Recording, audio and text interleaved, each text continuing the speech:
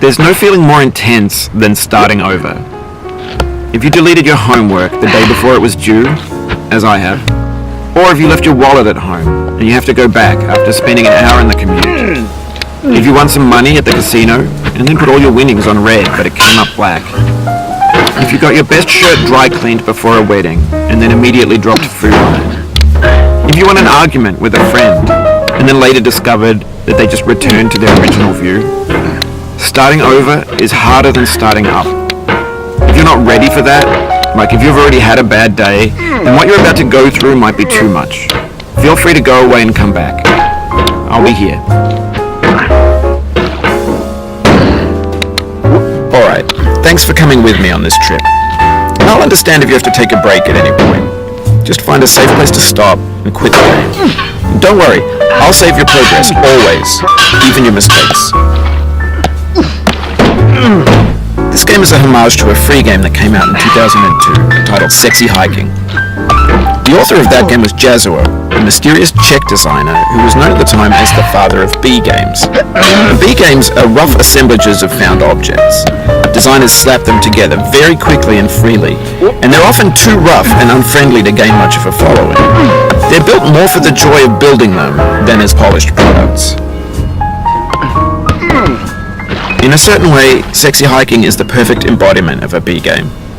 It's built almost entirely out of found and recycled parts, and it's one of the most unusual and unfriendly games of its time. In it, your task is simply to drag yourself up a mountain with a hammer. And that act of climbing, in the digital world or in real life, has certain essential properties that give the game its flavor. No amount of forward progress is guaranteed. Some cliffs are too sheer or too slippery, and the player is constantly, unremittingly in danger of falling and losing everything. Anyway, when you start Sexy Hiking, you're standing next to this dead tree that blocks the way to the entire rest of the game. It might take you an hour to get over that tree, and a lot of people never got past it. You prod and you poke at it, exploring the limits of your reach and your strength, trying to find a way up and over. And there's a sense of truth in that lack of compromise. Most obstacles in video game worlds are fake. You can be completely confident in your ability to get through them once you have the correct method or the correct equipment or just by spending enough time. In that sense, every pixelated obstacle in Sexy Hiking is real.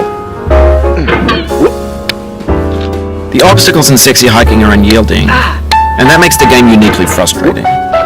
But I'm not sure Jazuo intended to make a frustrating game.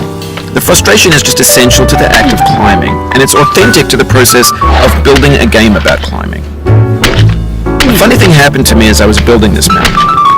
I'd have an idea for a new obstacle, and I'd build it, test it, and it would usually turn out to be unreasonably hard.